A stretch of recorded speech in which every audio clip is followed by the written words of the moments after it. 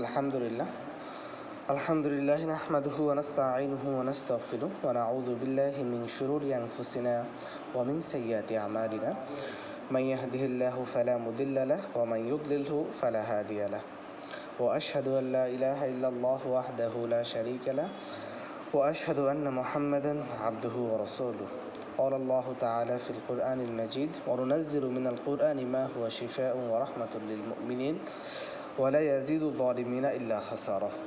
আলহামদুলিল্লাহ, রুকাইয়া কোর্সের আজকে আমাদের দ্বিতীয় ক্লাস। আজকের দর্শে আমরা যে বিষয়টা নিয়ে আলোচনা করব তা হলো রুকাইয়ার পরিচয় পরিচিতি।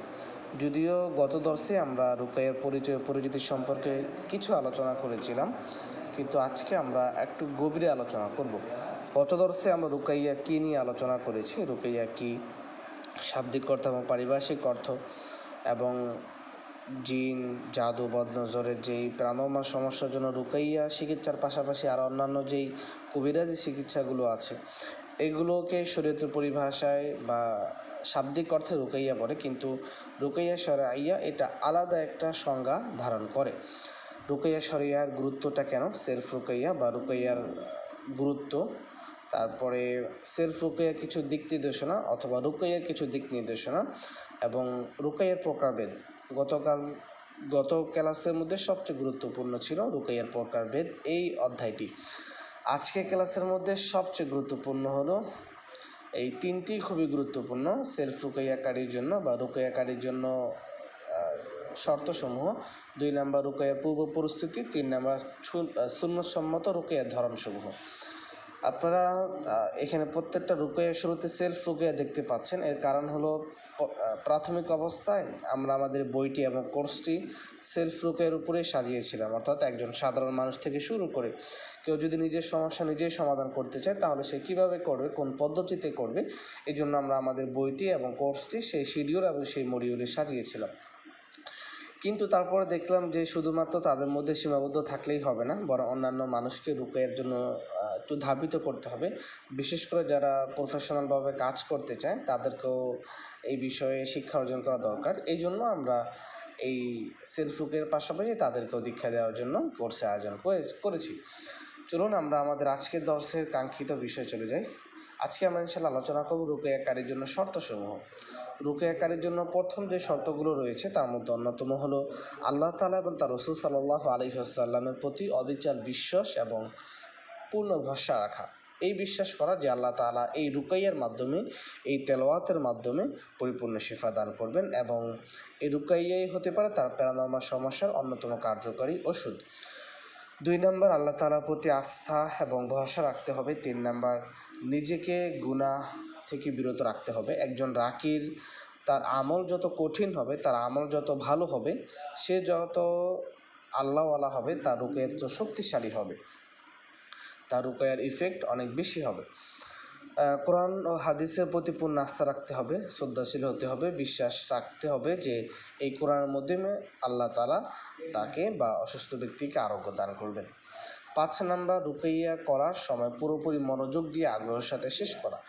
অনেক সময় দেখা যায় যে রাকিকা তেলাওয়াত করতেছে, কিন্তু তেলাওয়াত তো তার মুখস্থ আছে, সে পাঠ করছে, কিন্তু পাশাপাশি অন্য কোনো কাজ করতেছে। এমনটা করা যাবে না, বরং তেলাওয়াতের সময় মনোযোগী হয়ে তেলাওয়াত করতে হবে এবং প্রতিটি তেলাওয়াতের সময় আল্লাহ তাআলার কাছে সাহায্য চাইতে হবে। কোরআন তেলাওয়াত করার সময় ধৈর্য এবং গম্ভীরতা প্রদর্শন করা, তাড়াহুড়ো বা অনৈতিক আচরণ থেকে বিরত থাকা।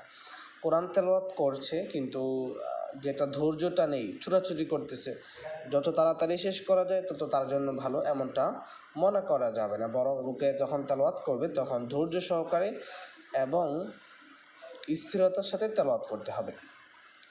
7 নম্বর রোগীর আরোগ্যের জন্য অন্তরে এবং উচ্চস্বরে আল্লাহ তাআলার কাছে দোয়া চাওয়া এবং প্রার্থনা করা। আপনি যখন রুকাইয়া করবেন তখন রুকাইয়া তেলাওয়াতের পাঠের মাধ্যমে রুকাইয়া যেই অসুস্থ ব্যক্তির জন্য রুকাইয়া করছেন তার জন্য দোয়া চাইবেন। আরবিতে বলতে পারেন আল্লাহুম্মা শফিহু অথবা আল্লাহুম্মা শফিহা শিফান কামিলা। এই সংক্ষিপ্ত দোয়াগুলো তাকে তেলাওয়াতের মাঝখান দিয়ে বলবেন, তাহলে আপনার এই রুকাইয়াটা ইনশাআল্লাহ আশা করি অন্যান্য রুকাইয়ার চেয়ে অনেক তাড়াতাড়ি কাজ করবে। রুকাইয়ার কার্যকলাপে ধৈর্য ধারণ করা। দ্রুত ফলের প্রত্যাশায় হতাশাগ্রস্ত হওয়া যাবে না। রুকাইয়া আপনি যখন শুরু করবেন তখন অবশ্যই আপনাকে ধৈর্য সহকারে এই রুকাইয়াটা শেষ করতে হবে। এই ধৈর্য সহকারে রুকাইয়া শুধুমাত্র তেলাওয়াতটা শেষ করা না, বরং প্রথমে ধৈর্য সহকারে ওই রোগীর বিস্তারিত সমস্যাগুলো আগে শুনবেন, শোনার পরে তারপরে সিদ্ধান্ত দেবেন। একজন ব্যক্তির সামান্য একটা সমস্যা হচ্ছে, মাথা ব্যথা হচ্ছে, এর জন্য আপনি তাকে 3-4টা সেশন দিয়ে দিলেন, এমনটা যাতে না হয়। বরং সর্বপ্রথম তার সমস্যাগুলো শুনবেন, সমস্যা শোনার পর যদি মনে করেন যে তার জন্য রুকাইয়াটা দরকার, তাহলে আপনি রুকাইয়াতে যাবেন। ইসলামী বিধিবিধানের প্রতি অবশ্যই শ্রদ্ধাশীল হতে হবে এবং কোনো রকম হারাম এবং শিরকি কার্যকলাপে লিপ্ত হওয়া যাবে না। অনেক ইসলামিক রাকিদেরকেও দেখা যায় তারা তাবিজ, তারপরে 7 ঘাটের পানি, 7 গাছের কাটা, তারপরে দিয়ে ছোটো বাচ্চাদের পেশাব, এই বিভিন্ন জিনিস সংগ্রহ করার জন্য বলে।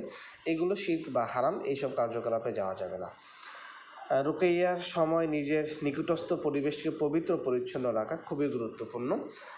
অনেক সময় আমরা দেখি, আমরা যারা রাকি রয়েছি, আমরা যখন মানুষের বাসায় রুকাইয়া করতে যাই তখন দেখি যে সে আমাদেরকে ডাইনিংয়ে রুকাইয়া করার জন্য বলছে, অথচ আমার পাশে টিভি রয়েছে, আমার পিছনে টিভি ঝুলিয়ে আছে, ওয়াল টিভি আছে।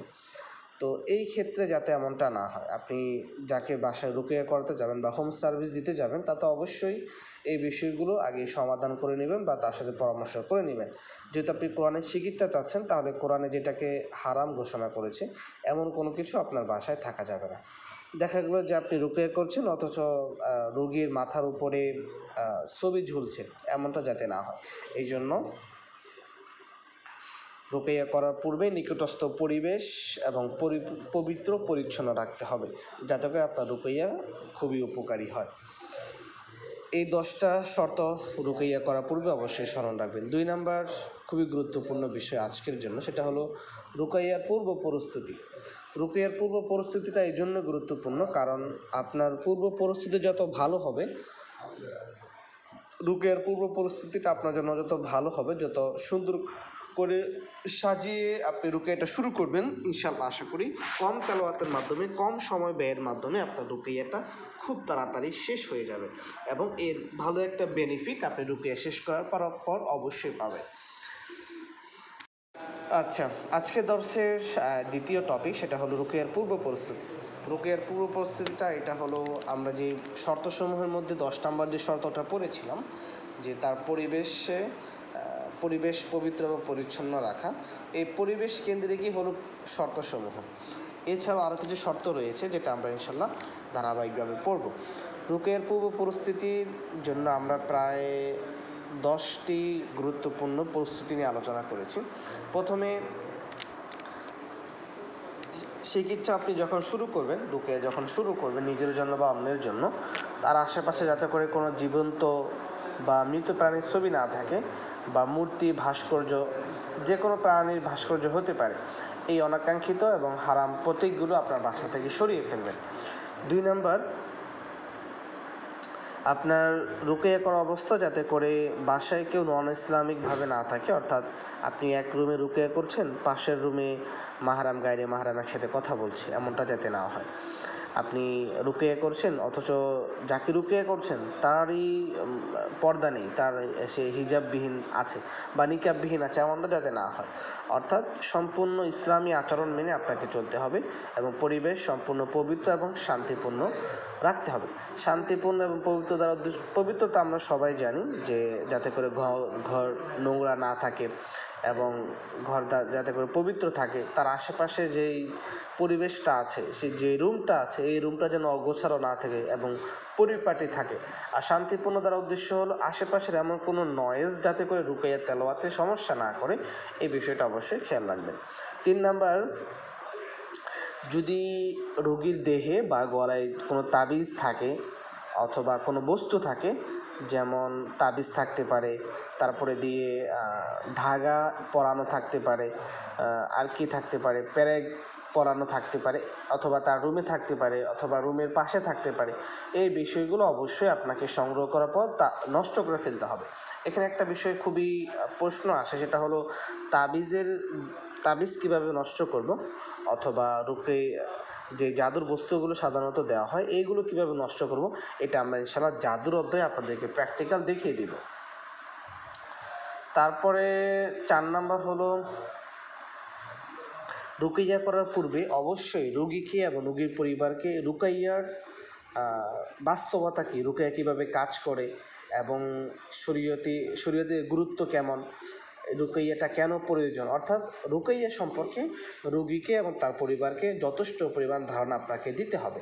তা না হলে রুকাইয়ার প্রতি তার মনোভাব বিক্ষিপ্ত হবে, অথবা সেই রুকাইয়ার প্রতি তার একটা কনসেপ্টটা সে ভিন্ন ধারণ করবে। এই জন্য রুগীকে রুকাইয়া করার পূর্বে অবশ্যই রুকাইয়া সম্পর্কে তার ধারণা আছে কিনা, বা রুকাইয়াকে সে কীভাবে দেখে, আগে রুকাইয়া করেছে কিনা, তার ফলাফল কী ছিল, এই বিষয়গুলো নিয়ে অবশ্যই রোগী এবং তার পরিবারের সাথে আগে থেকে আলোচনা করে নেবেন। 5 নাম্বার, রোগীর শারীরিক ও মানসিক অবস্থা বিবরণ নিয়ে বদনজর, ওয়াসওয়াসা, জাদু বা জিন দ্বারা আক্রান্ত হওয়া লক্ষণগুলি বোঝার চেষ্টা করা। এখানে অনেকগুলো বিষয় উল্লেখ করা হয়েছে। সেটা হলো, একজন রোগী আসার পরে আপনাকে অবশ্যই তার লক্ষণগুলো দেখে বুঝতে হবে সে আসলে বদনজর আক্রান্ত কিনা, ওয়াসওয়াসা নাকি জাদু বা জিন দ্বারা আক্রান্ত। এই বিষয়গুলো আপনাকে জাস্টিফাই করার পর রুকাইয়া শুরু করতে হবে। হ্যাঁ, অনেক সময় দেখা যায় যে আমরা ডায়াগনোসিস করি, ডায়াগনোসিস করার পরে আমরা এটা নিশ্চিত হই আসলে তার মধ্যে কোনো সমস্যা আছে কিনা। এই আসলে তার মধ্যে কোনো সমস্যা আছে কিনা এটা জাস্টিফাই করার জন্য প্রথমে আপনাকে তার যে সমস্যাগুলো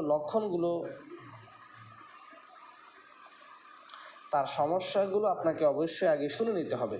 সমস্যাগুলো শোনার পরে তারপরে আপনি সমাধানে যাওয়ার চেষ্টা করবেন।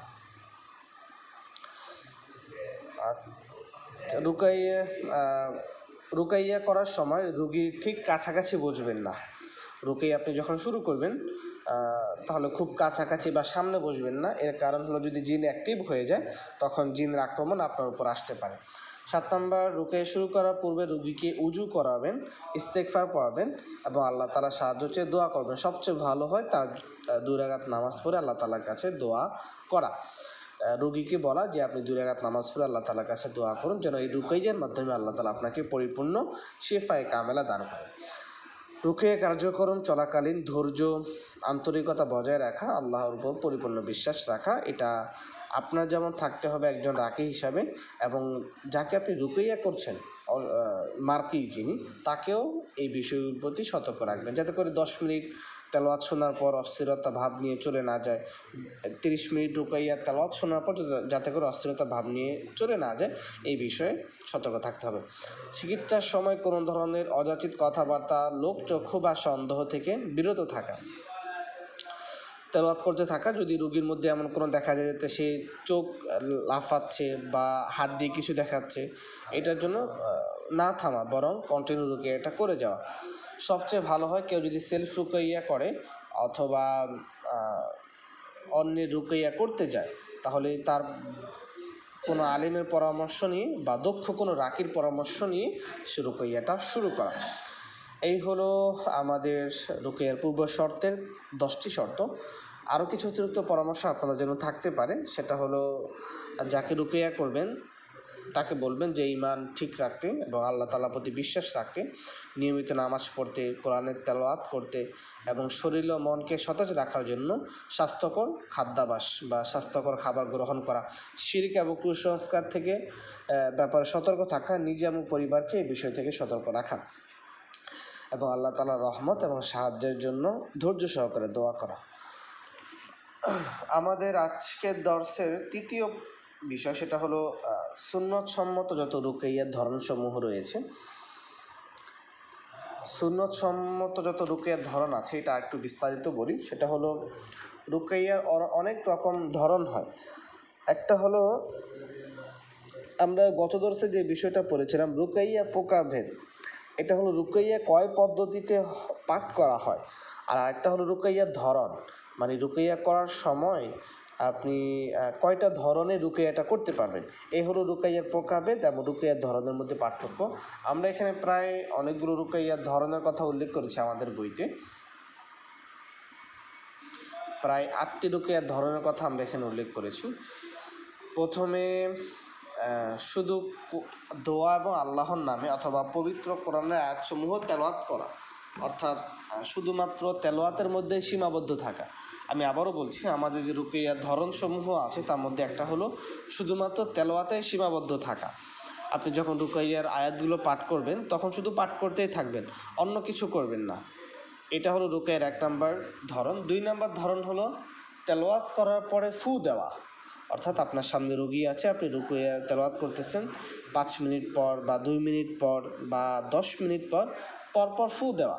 এটা হলো রুকাইয়ার দ্বিতীয় ধরন। প্রথম ধরন হলো শুধুমাত্র তেলাওয়াত করে যাওয়া, সাধারণত রুকাইয়া সেন্টারে যেগুলো হয় আর কি, তেলাওয়াত করে যায়।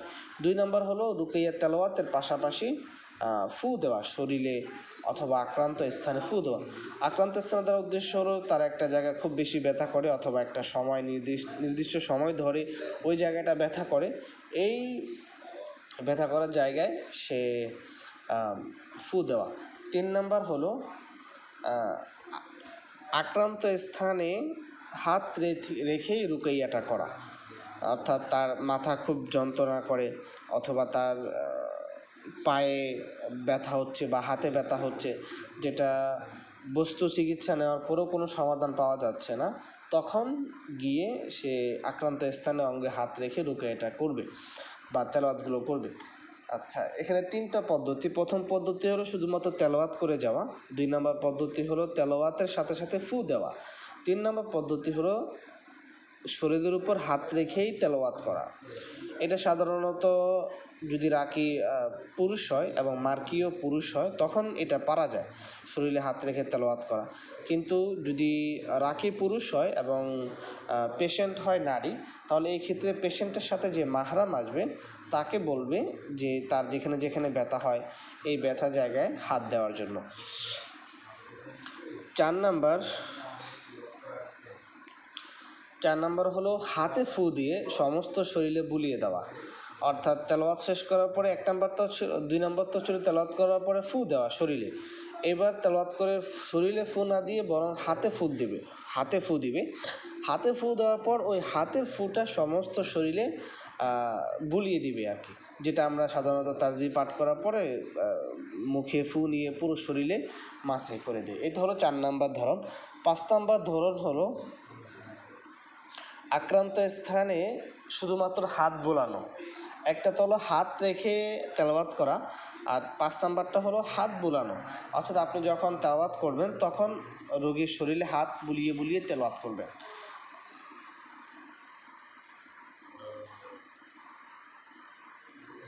আচ্ছা, 6 নম্বর পদ্ধতি হলো রুকাইয়ার পাশাপাশি তেলাওয়াতের পাশাপাশি আরও কোনো বস্তু রেখে ওই বস্তুটাও রুকাইয়া করা এবং মাঝে মধ্যে ওই রুকাইয়ার পানি অথবা মাটি এগুলো তার শরীরে ছিটিয়ে দেওয়া।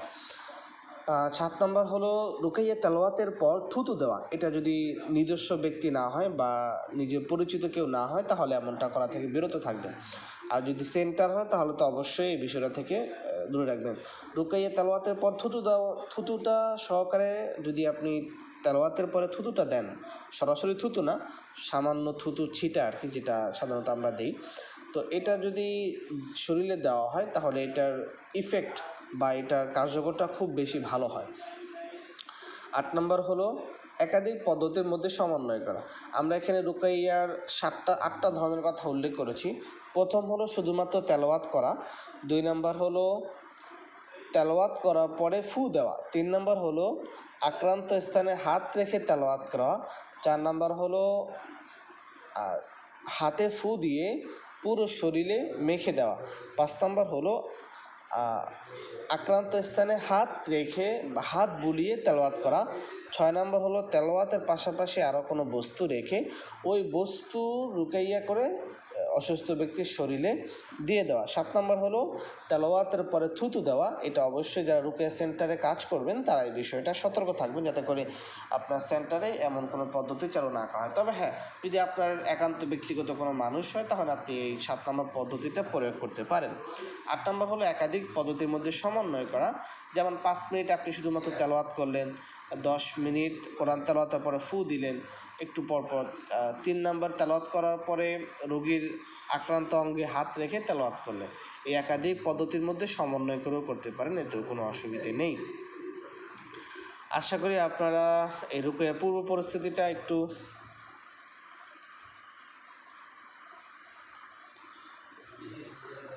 রুকিয়ার পূর্ব প্রস্তুতি এবং সুন্নত সম্মত যত রুকাইয়া রয়েছে, সুন্নত সম্মত যত রুকাইয়া রয়েছে এই বিষয়ে আপনাদের ধারণা এসেছে। এখন আমরা একটু গুরুত্বপূর্ণ বিষয় নিয়ে আলোচনা করবো, সেটা হলো রুকিয়া সাপ্লিমেন্টারি। রুকিয়া সাপ্লিমেন্টারি এটা খুবই গুরুত্বপূর্ণ, কারণ এটা রুকাইয়াকে আরও শক্তিশালী করে এবং রুকাইয়াকে আরও কার্যকর করে তোলে। দেখা গেল যে যেই রুগীটা 3-4টা সেশন নেওয়ার পরে যতটুকু সুস্থ হয়েছে, সে যদি একটা সেশন নেওয়ার পরে পাশাপাশি সাপ্লিমেন্ট গ্রহণ করতো বা সাপ্লিমেন্ট নিত, তাহলে তার এত পরিশ্রম করার প্রয়োজন হতো না। সে অল্প সময়ের মধ্যেই তার রুকাইয়াটা তাড়াতাড়ি বা তার সমস্যাটা তাড়াতাড়ি সমাধান হয়ে যেত। আচ্ছা, এখানে আমরা অনেকগুলো সাপ্লিমেন্টের নিয়ে আলোচনা করব। আমাদের এখানে প্রায় 10টি সাপ্লিমেন্টের নিয়ে আলোচনা করা হয়েছে। সাপ্লিমেন্টের উদ্দেশ্য হলো সহায়ক, অর্থাৎ রুকাইয়ার সহায়ক হিসাবে আমরা এই বিষয়গুলো আমরা রুকাইয়ার পাশাপাশি পেশেন্টকে দিতে পারি অথবা নিজের জন্য গ্রহণ করতে পারি। প্রথম হলো রুকাইয়ার পানি। রুকাইয়ার তেলাওয়াতের পরে রুকাইয়ার পানিটা খাওয়া বা পরবর্তী রুকাইয়ার পানিটা খাওয়া এটা খুবই গুরুত্বপূর্ণ, কারণ এটা যদি শরীরের ভিতরে কোনো সমস্যা থাকে, শরীরের ভিতরে যদি কোনো জাদু বস্তু থাকে, তাহলে এটা সহজেই রুকাইয়ার পানিটা বের করে দেয়। 2 নম্বর হলো হিজামা বা কাপিং থেরাপি। হিজামা কিংবা কাপিং থেরাপি দুটো একই জিনিস। রাসূল সাল্লাল্লাহু আলাইহি ওয়াসাল্লাম বা হাদিসের ভাষায় যেটাকে হিজামা বলা হয়, বর্তমান যুগে সেটা কাপিং থেরাপি। যদিও একাধিক প্রকারের কাপ রয়েছে, বিভিন্ন কাপের ধরন রয়েছে। কাপের ধরনের কারণে আপনার দেখা গেল যে হিজামার অ্যামাউন্টটাও বৃদ্ধি হয়। ফ্রাই হিজামা রয়েছে। আমি যখন রুকাইয়া শিখি, পাশাপাশি কয়েকদিন হিজামারও ট্রেনিং নিয়েছিলাম এবং আকুপাংচারও ট্রেনিং নিয়েছিলাম। তবে প্রফেশনালভাবে হিজামায় বা আকুপাংচারে যাওয়া হয়নি। এই জন্য হিজামার কিছু ছিটাফাটা জ্ঞান আর কি আমার এখনও আছে আর কি।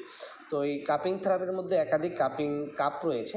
কাপের ভিন্নতার কারণে আপনার দেখা গেলো যে অ্যামাউন্টটাও ভিন্ন হলো। এবং হিজামার বিভিন্ন পয়েন্ট রয়েছে, এই পয়েন্টের মধ্যে সমস্যাগুলো যে এই পয়েন্টে রয়েছে, এই পয়েন্ট অনুযায়ী আপনার কাপ বসাতে হয়। আচ্ছা, এই কাপিং হিজামা নিতে পারেন। দেখা গেল যে রুকাইয়ার যদি এমন হয়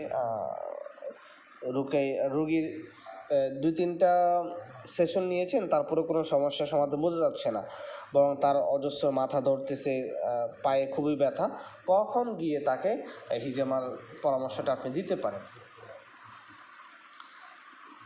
3 নম্বর হলো মধু। মধুর উপকারিতা আমরা সবাই জানি।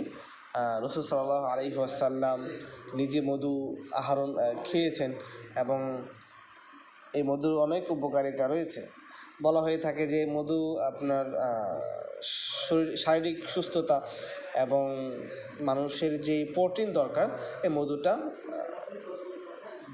আমাদেরকে যে শরীরে যে দুর্বলতা রয়েছে, এই দুর্বলতা কাটিয়ে দেয় এবং পুষ্টিকর এবং রোগ প্রতিরোধ যেই ক্ষমতাটা রয়েছে মানুষের শরীরে, এই রোগ প্রতিরোধ ক্ষমতাটা এই মধুটা অ্যাক্টিভ করে দেয়। 4 নম্বর হলো কালো জিরা। কালো জিরাকে বলা হয় মৃত্যু এবং মনের ব্যথা বা গ্যাস্ট্রিক এই ধরনের সমস্যা থেকে এই ধরনের সমস্যা ব্যতীত সব সমস্যার জন্য কালো জিরাটা আপনি ব্যবহার করতে পারেন। মধু এবং কালো জিরা একসাথে মিক্স করে খাওয়াটা রাসূল সাল্লাল্লাহু আলাইহি ওয়াসাল্লামের একটা অন্যতম সুন্নাত। 5 নম্বর হলো অলিভ অয়েল বা জাইতুনের তেল। জাইতুনের তেলটা খুবই গুরুত্বপূর্ণ। আমরা রুকাইয়া করার সময় সরিষার তেল, নারিকেল তেল এইগুলো পরিবর্তে জাইতুনের তেল ব্যবহার করার কথা বলি, কারণ জাইতুনের তেলের কথা আল্লাহ তাআলা কোরআনে বলেছেন। জাইতুনের তেলের মধ্যে সবচেয়ে আপনার ভালো যে ফলাফলটা নিয়ে আসে বা ভালো জাইতুনের তেল পাওয়া যায় ফিলিস্তিন। বর্তমানে যে ফিলিস্তিন রয়েছে, এই ফিলিস্তিনের জাইতুনের তেলটা খুবই ভালো। যদিও অল্প পরিমাণে ইম্পোর্ট হয়, কিন্তু অলিভ অয়েল বা জাইতুনের তেল দুটো একই জিনিস। তবে সবচেয়ে ভালো হলো আপনার মেড ইন প্যালেস্তাইনে যে জাইতুনের তেলটা রয়েছে, এই জাইতুনের তেলটা অনেক ভালো। আল্লাহ তাআলা ফিলিস্তিনকে মুক্ত করে দিন অবৈধ ইসরায়েল থেকে। আমরা রুকাইয়া করার সময় আপনি যখন রুকাইয়া সেন্টারে রুকাইয়া করবেন, তখন অবশ্যই পেশেন্টকে বলবেন যে জাইতুনের তেল বা অলিভ অয়েল নিয়ে আসার জন্য। কারণ এটার একটা গুরুত্বপূর্ণ হলো যে আপনি যদি সরিষার তেল গায়ে মাখতে বলেন, তাহলে এটা সাইড ইফেক্ট দেখা দেয়। কিন্তু এই আপনার জাইতুনের তেলটা স্বাস্থ্যের জন্য খুবই উপকারী এবং ত্বক এবং দেহের রোগ প্রতিরোধ ক্ষমতাটা বাড়ায়। বড়ই পাতা বা কর্ফুর পাতা, বড়ই পাতা বা কর্ফুর পাতা এটাও খুবই গুরুত্বপূর্ণ এবং ঔষধি একটি গাছ। রুকিয়ার পাশাপাশি এই বড়ই পাতাগুলো বেটে আপনি গোসলের পানিতে ব্যবহার করতে পারেন, কিংবা এই পাতাগুলো গুঁড়ো করে আপনি রুকিয়ার পানি হিসাবেও খেতে পারেন। তারপরে হলো সোনা পাতা। সোনা পাতাটাও বড়ই পাতার মতো সেম একই পদ্ধতি। এটা কিছু আধ্যাত্মিক শক্তি রয়েছে এবং এটা প্রতিরোধে অনেক সহায়ক কাজ করে। ঠিকই সেম আগের মতো এটা হয়তো আপনি বেটে রুকিয়ার পানিতে দিতে পারেন। তবে হ্যাঁ, সোনা পাতা বেশি পরিমাণে খাবেন না, কারণ দেখে তারপরে পেট খারাপ হয়ে যাবে। পরিমাণ মতো খাওয়ার চেষ্টা করবেন। কস্টাস ভারতীয় সামুদ্রিক। আজ থেকে প্রায় 3 বছর আগে আমরা এই কস্টাসের সংগ্রহ ছিলাম, যে কস্টাস কোথা থেকে আমরা সংগ্রহ করব সরাসরি দেখার জন্য। কিন্তু এই বর্তমানে এখন এই কস্টাসও অনলাইনে পাওয়া যায়। আপনি কস্টাসটা সংগ্রহ করার চেষ্টা করবেন, রুকাইয়ার সাথে এই কস্টাসটাও ব্যবহার করতে পারেন। কস্টাস এটা মূলত এক প্রকার ওষুধি গাছের মূল বা ওষুধি গাছের যে গোড়ালিটা রয়েছে এটাকেই বলে। তো আরব বিশ্বসহ আপনার ভারতবর্ষে এই কস্টাসের গোড়ালিটা খুবই গুরুত্বপূর্ণ ছিল। আপনার দেখতে একবারে কাঠের মতো হয় এবং বাদামি রঙের হয়। এটার বিশেষ ধরনের একটা গন্ধ আছে। তো এই গন্ধ এবং এটার যে ঔষধি উপকারিতার ক্ষেত্রে কস্টাস খুবই গুরুত্বপূর্ণ। এটা ব্যবহার ক্ষেত্রে অনেক আমরা এখানে 3টা পদ্ধতির কথা বলি যে কস্টাসটা আপনি কীভাবে ব্যবহার করবেন। প্রথম হলো নাকের ড্রপ হিসাবে ব্যবহার করতে পারেন। যেমন কস্টাসটা গুঁড়ো করে তারপরে অলিভ অয়েল বা জাইতুনের তেলের সাথে মিশিয়ে নাকের ড্রপ হিসাবে আপনি ব্যবহার করতে পারেন।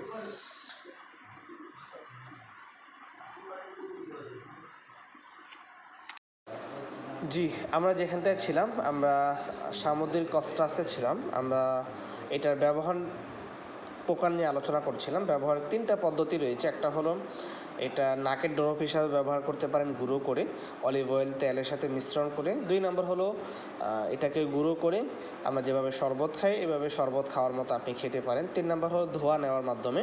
তবে ধোয়া নেওয়ার ক্ষেত্রে অবশ্যই আপনার যদি নাকে নিতে চান তাহলে একটা বিষয় অবশ্যই সতর্ক থাকবেন, অথবা আপনি এটা ধোয়াটা আপনার বাসায় জ্বালিয়ে রাখতে পারেন।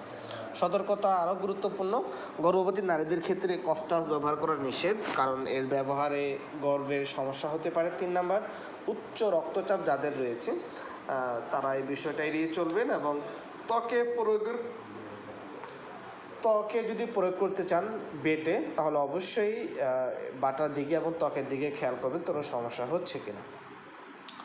9 নম্বর সাপ্লিমেন্ট হলো রুকিয়ার অডিও। রুকিয়ার অডিও আমরা সবাই শুনি।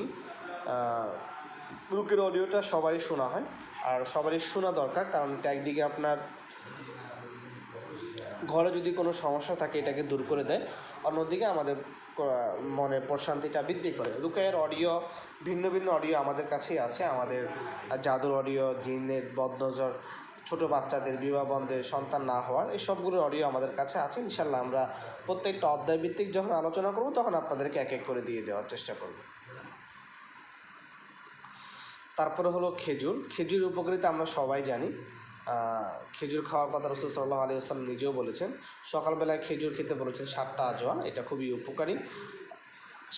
খেজুর খাওয়ার ক্ষেত্রে মদিনার খেজুরগুলো খুবই আপনার ভালো এবং রাসূল সাল্লাল্লাহু আলাইহি ওয়াসাল্লামের আদেশের অনুযায়ী হয়। আজওয়া খেজুর খেতে পারেন, যেটার কথা রাসূল সাল্লাল্লাহু আলাইহি ওয়াসাল্লাম হাদিসে বর্ণনা করেছেন। রুকিয়ার গোসলটা খুবই খুবই খুবই গুরুত্বপূর্ণ, বিশেষ করে যাদের বদনজরের সমস্যা রয়েছে এবং জাদুর সমস্যাটা রয়েছে।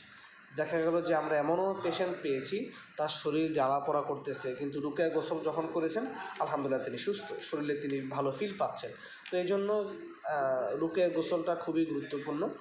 রুকিয়া সেন্টারে যারা রুকিয়া সেন্টার খুলবেন পাশাপাশি একটা গোসল করার ব্যবস্থা রাখবেন পুরুষদের জন্য, আর নারীদের জন্য বাসায় গিয়ে গোসল করার কথা অবশ্যই বলবেন। এই জন্য 2টো বোতল নিয়ে আসতে বলবেন, একটা বোতলে খাবার পানি আর একটা বোতলে গোসলের পানি নিয়ে আসার জন্য বলবেন। আচ্ছা, রুকিয়া গোসলটা কিভাবে করবেন, কোন পদ্ধতিতে করতে হয়, এটা আমরা ইনশাল্লাহ আমাদের সামনে আলোচনা আসছে। আমরা সাপ্লিমেন্টারি হিসেবে এটা সংক্ষিপ্ত আকারে উল্লেখ করেছি।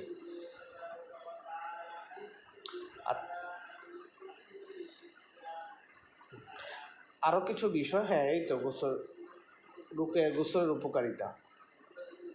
আমরা একটা বিষয় জানি, রুকিয়া গোসলটা উপকারিতা, এটা জিন জাদুর এবং বদনজরের থেকে মুক্তি দিতে সাহায্য করে। বিশেষ করে জাদুর ক্ষেত্রে খুবই উপকারী। যদি জাদুটা আপনার শরীরের উপর করে থাকে তাহলে এই রুকিয়া গোসলটা এটা খুবই উপকারিতা হয়। আমার এমন হয়েছে, একবার আমি বাসায় গিয়েছিলাম, খুবই বদনজরে আক্রান্ত, আমি মনে হচ্ছে যে হ্যাঁ আমি বদনজরে আক্রান্ত হয়েছি।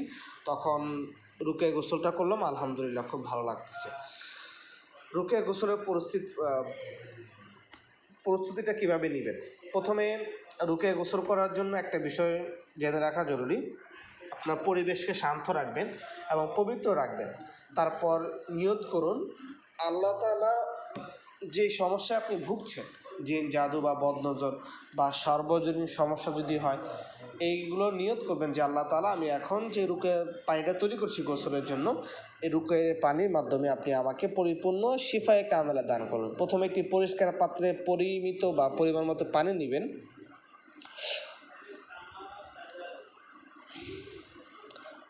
যিনি অসুস্থ আছেন তিনি রুকিয়া 2 হাতকে পানির মধ্যে ভিজিয়ে নেবেন, অথবা যিনি পেশেন্ট থাকবেন তাকে বলবেন রুকিয়ার পানিতে হাত দেওয়ার জন্য। তারপর যে নির্ধারিত আয়াতগুলো আছে এগুলো দীর্ঘ সময় ধরে পাঠ করবেন। মাঝে মধ্যে পানিতেও ফু দিবেন, আক্রান্ত ব্যক্তির গায়েও ফু দিবেন। পানি ওয়াশরুমের বাইরে তৈরি করবেন, ওয়াশরুমের ভিতর নিয়ে গোসল করতে পারবেন, কোনো অসুবিধে নেই। আমি আবারও শুরু থেকে বলছি, রুকিয়া গোসল করার জন্য প্রথমে আপনার পরিবেশকে শান্ত এবং পবিত্র রাখবেন, তারপরে নিয়ত করবেন যে সমস্যার জন্য আপনি রুকিয়া করতে চাচ্ছেন। 3 নাম্বার, একটা পাত্রে পরিমাণ মতো পানি নেওয়ার পরে আপনি সামনে নিয়ে বসবেন, রুকিয়ার আয়াতগুলো পাঠ করবেন। পাঠ করার পরে পাটের মাঝখানে পানিতে ফু দিবেন। আপনি পানির মধ্যে হাত রাখবেন, যিনি অসুস্থ ব্যক্তি তাকে পানির মধ্যে হাত রাখতে বলবেন। মাঝে মধ্যে পানিতেও ফু দিবেন, অসুস্থ ব্যক্তির গায়েও ফু দিবেন। প্রায় 20 মিনিট ধরে এই তেলাওয়াতটা করার পরে আপনি পানি থেকে হাত তুলে ওই পানির মধ্যে আপনি বাথ সল্ট এবং কর্পূর পাতা বেটে দিতে পারেন, বড়ই পাতা বেটে দিতে পারেন, যাতে করে রুকিয়ার পানিটা একটু কার্যকর এবং শক্তিশালী হয়। যদি আপনার নিজস্ব কোনো ব্যক্তি হয় তাহলে তেলাওয়াতের সময় থুতুও দিতে পারেন বা পানির মধ্যে থুতুও দিতে পারেন। এখানে অনেকগুলো প্রশ্ন আছে, যেটা হলো প্রতিবার নতুন করে পানি তৈরি করাটা অনেক ভালো। যদি সম্ভব হয় আপনি প্রতিবার নতুন করে পানি তৈরি করে গোসল করবেন, আর যদি সম্ভব না হয় তাহলে একবার পানি তৈরি করে আপনি অনেক দিন গোসল করতে পারেন, অসুবিধা নেই। চাইলে নতুন পানি যুক্ত করে গোসল করা যেতে পারে, এবং এই পানি যদি আপনার জন্য তৈরি করা হয় আপনি নিজে গোসল করতে পারবেন, অন্যরাও এই পানি দিয়ে গোসল করতে পারবে। আরও অতিরিক্ত কিছু আমলের কথা আমরা বলে থাকি যেটা রুকিয়ার ক্ষেত্রে খুবই কার্যকর, সেটা হলো আপনার তওবা করা, ইস্তেগফার করা, রাতে তাহাজ্জুদ আদায় করা, দুরূদ শরীফ পাঠ করা। সবচেয়ে ভালো হয় দোয়া এবং সদকা করা, এটা আপনার অসুস্থতাকে আরও তাড়াতাড়ি সুস্থতা করে দেবে। আর সদকাতু তারদ্দুল বালা, রাসূল সাল্লাল্লাহু আলাইহি ওয়াসাল্লাম বলেছেন এই সদকা মানুষের যেই বিপদ আপদ রয়েছে এটাকে দূর করে দেয়। আমরা আজকে আরও দুটা গুরুত্বপূর্ণ বিষয় নিয়ে আলোচনা করব, সেটা হলো একটা হলো পানি বা অন্য কোনো বস্তুতে আপনার যাদের প্রশ্ন আছে আপনার প্রশ্নটা করে রাখুন, ইনশাল্লাহ ক্লাস শেষ হলে আমি উত্তরগুলো দিয়ে দেব। পানি বা অন্য কোনো বস্তুকে রুকিয়া উপযোগী করার পদ্ধতি, যেমন আপনি পানিকে রুকিয়ার করতে চাচ্ছেন অথবা কোনো খাবারকে রুকিয়া করতে চাচ্ছেন। এই সমস্যাটা কখন হয়? যখন দেখা গেল যে সে যখনই খাবার খায় তখনই বমি করে দেয়, অথবা ছোটো বাচ্চা যখনই খাবার খায় বমি করে দেয়, যখনই খাবার খায় তার খাবার ভাল লাগে না, বমি বমি আসে, গন্ধ আসে খাবার থেকে, তখনই ওই খাবারকে বা অন্য কোনো বস্তুকে আপনি যখন রুকিয়া করবেন তখন এই পদ্ধতিটা কীভাবে করবেন? এক কথায় বলতে গেলে কোনো বস্তু বা অন্য কোনো বিষয়, ঘর হতে পারে অথবা এটা রুম হতে পারে, এই বিষয়গুলোকে আপনি কিভাবে রুকিয়া করবেন, পানি বা অন্য কোনো বস্তুকে রুকিয়া উপযোগী করার পদ্ধতি। এখানে আমরা প্রায় 5টা পদ্ধতির কথা উল্লেখ করেছি। প্রথম হলো তেলাওয়াত করে ফু দেন। যে বস্তুটা রুকিয়া করতে চাচ্ছেন, খাবার বা অন্য কোনো বিষয়, ওই বস্তুটার উপর রুকাইয়া করে ফু দেন। প্রথমে ফু দিবেন, মাঝে মধ্যে তেলাওয়াত করার পরে থুতুও ছোড়া লাগে। অনেকের প্রশ্ন আসতে পারে যে কোনগুলো তেলাওয়াত করব, কোন আয়াতগুলো তেলাওয়াত করব, এটা আমি সামনের দর্শে আসতেছে, একটু অপেক্ষা করেন। তারপরে তেলাওয়াত শেষে ফু দিতে পারেন, তেলাওয়াত শেষে একটু থুতুও দিতে পারেন পানিতে, যদি এটা আপনার না হয়, অসুবিধা না হয়। 4 নাম্বার পদ্ধতি হলো ওই বস্তুটা সামনে রাখার পরে তেলাওয়াতটা ওই বস্তুর যত তারা মুখে রেখে করতে পারেন। যেমন আপনি একটা বোতল নিলেন, বোতলটা যাতে করে আপনার মুখের সামনে থাকে। এর একটা অন্যতম মাধ্যম হলো যে তেলাওয়াতে যে আওয়াজটা আছে, এই আওয়াজটা যাতে করে সরাসরি বস্তুতে গিয়ে লাগে, তাহলে এই বস্তুর সাথে তেলাওয়াতের যে আওয়াজটা, এটা যদি সরাসরি দুটো একসাথে কানেকশন হয়, তাহলে এই ইফেক্ট বা আপনার এটা উপকারিতা খুব ভালো পাওয়া যায়। তারপরে আরেকটা পদ্ধতি হলো আপনি পানিতে, বা যদি পানি হয় তাহলে পানিতে আঙ্গুল বা হাত রেখে তেলাওয়াত করা। যদি পানিটা আপনি গোসলের জন্য করতে চান, তাহলে আপনি পানিতে আঙ্গুল রেখে করতে পারেন। আচ্ছা, এটা একটা সামারি আমি আপনাদেরকে বলি কিভাবে। প্রথমে ওই বস্তুটা আপনি আপনার সামনে রাখবেন, সামনে রাখার পরে তেলাওয়াত করে ফু দিবেন। তেলাওয়াত করে ফু দিতে পারেন, অথবা থুতু দিতে পারেন, অথবা আপনার ওই বস্তুর উপর সামান্য স্পর্শ করতে পারেন, এবং ওই বস্তুর কাছে নিয়ে আপনি তেলাওয়াত করবেন যাতে করে মুখের আওয়াজ গিয়ে বস্তুতে লাগে, এবং এটা একটা শক্তিশালী রুকাইয়া হয়, এবং ভালো একটা ফলাফল পাওয়া যায়, এবং অত্যন্ত ফলপ্রসূ হয়। এবং যদি পানি বন্য কোনো বস্তুতে আঙ্গুল রাখার সুযোগ থাকে, তাহলে আঙ্গুল রেখে রুকাইয়া করে এই অন্য কোনো বস্তুতে আপনি রুকাইয়া করতে পারেন। রুকাইয়া শেষ করার পর যদি পার্শ্ব প্রতিক্রিয়া দেখা দেয়, এই পার্শ্ব প্রতিক্রিয়া আপনি কীভাবে সামলাবেন, খুবই গুরুত্বপূর্ণ। অনেক সময় জিন অ্যাক্টিভ হয়ে যায়, জিন অ্যাক্টিভ হয়ে যাওয়ার পর আপনি কীভাবে সামলাবেন, অথবা রুকাইয়া করার পরে আপনার মাথা ঘুরাচ্ছে, শরীর ভালো লাগতেছে না, এই সমস্যা আপনি কীভাবে করবেন। প্রথমত হলো রুকাইয়া করার পরে রুগীকে বিশ্রামের সুযোগ দিবেন, এবং সে যদি কোনো কিছু খেতে চায় সামান্য পরিমাণে খাবার দিবেন। তারপরে রুকাইয়া শেষ করার পরে রোগীর হাত মুখ ধুয়ে আসতে বলবেন। যদি প্রয়োজন মতো উজু করতে বলবেন, এবং এই উজুর যে পানিটা আছে এই পানিটা তার কাছে রাখতে বলবেন। পরবর্তীতে গোসল করার সময় এই উজুর পানিটা সে ব্যবহার করবে। 3 নাম্বার, রুকাইয়া শেষ করার পরে শরীর থেকে ক্ষতিকর পদার্থ বের হতে পারে। এই জন্য রুকাইয়া শুরু করার পূর্বে রুগীকে আধা লিটারের মতো আপনার পানি খাওয়াই নেবেন, যাতে করে পেটের মধ্যে যদি কোনো জাদুর বস্তু থাকে, তাহলে সহজে যাতে করে এটা বের হয়ে যায়, এবং ক্ষতিকর বস্তু বা টক্সিন যদি থাকে, এটা পেশাব পায়খানার মধ্যে দিয়ে বের হয়ে যায়। তারপরে রুকাইয়ার গোসল করার পরামর্শ দিবেন। অর্থাৎ শরীরে যদি জিন অ্যাক্টিভ হয়ে যায়, তখন জিনের সাথে অতিরিক্ত কোনো কথা বলা যাবে না, বরং সে কেন এসেছে, কী জন্য এসেছে, এতটুকু জানার পরেই তাকে চলে যেতে বলবেন। যদি অমুসলিম হয়, মুসলমান হওয়ার দাওয়াত দিবেন। যদি সে না যায়, তখন আবার রুকাইয়া তেলাওয়াত শুরু করবেন, এবং বলবেন যদি তুই চলে না যাস, যদি তাকে কষ্ট দিয়ে থাকিস, তাহলে তোকেও আমি শাস্তি দিয়ে ছাড়বো, এবং শুধু তোকে শাস্তি দেবো না, বরং তোর 14 গোষ্ঠীকেও শাস্তি দিব। তাকে ভয়ভীতি দেখে তাকে চলে যাওয়ার জন্য বলবেন। এখানে একটা বিষয় লক্ষণীয়, সেটা হলো অনেক সময় দেখা যায় যে রাকিরা জিনের সাথে গল্প করা শুরু করে দেয়। এমনটা করবেন না, এতে করে সে আপনাকে সহজ মনে করে, এবং রুগীকে আবার আক্রমণ করা তার জন্য সহজ হয়ে যায়। এই জন্য জিন যদি অ্যাক্টিভ হয়ে যায়, জিনদের সাথে বেশি কথা না বলে, প্রয়োজনীয় 2-4টা কথা বলে তাকে ইসলামের দাওয়াত দিয়ে আল্লাহ তাআলা ভয় দেখিয়ে তাকে চলে যাওয়ার জন্য বলা। যদি চলে না যায়, তখন আপনি পুড়িয়ে ফেলবেন, এটা করার প্রয়োজন নেই। শরীয়ত কখনোই আপনাকে এই রাইট দেয় না আপনি একটা জিনকে পুড়িয়ে ফেলবেন, বোতলে ভরে ফেলবেন। তাকে চলে যাওয়ার জন্য বলবেন, এবং যদি না যায় তাহলে তাকে শাস্তি দিবেন, এবং যদি চলে না যায় তাহলে আল্লাহ তাআলা জাহান্নামের শাস্তির কথা তাকে বলবেন। অনেক সময় দেখা যায় যে বোতলে ভরে ফেলে হত্যা করে ফেলে, আঙ্গুল দিয়ে হাত দিয়ে হত্যা করে ফেলে, এটা কখনোই শরীয়তসম্মত নয়। এভাবে একজন মানুষকেও আগুনে পুড়ে ফেলা, বোতলে ভরে শাস্তি দেওয়া, এটা যেমন শরীয়তসম্মত নয়, ঠিক তেমনইভাবে জিনদেরকেও এভাবে শাস্তি দেওয়া কখনো শরীয়তসম্মত নয়। জিন অধ্যায়ে আপনারা এই বিষয়টা আরও বিস্তারিত আলোচনা করবে ইনশাআল্লাহ। যদি এমন হয় যে রুগী শুয়ে পড়েছে রুকাইয়া তেলাওয়াত শুনতে, তাহলে তাকে ডাক দিয়ে আবার রুকিয়া তেলাওয়াত শুনতে বলবেন। যদি বারবার এমনটা হয় তাহলেও তাকে এমন যদি হয় যে রুকিয়া তেলাওয়াত করতে করতে সে চিৎকার করে হঠাৎ করে মাটিতে পড়ে গেল, তাহলে 2-3 মিনিট 5-6 মিনিট তাকে মাটিতে রাখবেন। মাটিতে রাখার পরে সে যখন তার গায়ে হাত দিয়ে শান্ত অবস্থায় তাকে উঠাবেন, উঠিয়ে বলবেন যে কি হয়েছে। যদি তার অবস্থা ভালো থাকে তাহলে রুকিয়া শুরু করবেন আবার নতুন করে, তা না হলে তাকে সাপ্লিমেন্টারি ফলো করার জন্য বলবেন। এই হলো আমাদের আজকের দর্স। ইনশাল্লাহ আমরা আমাদের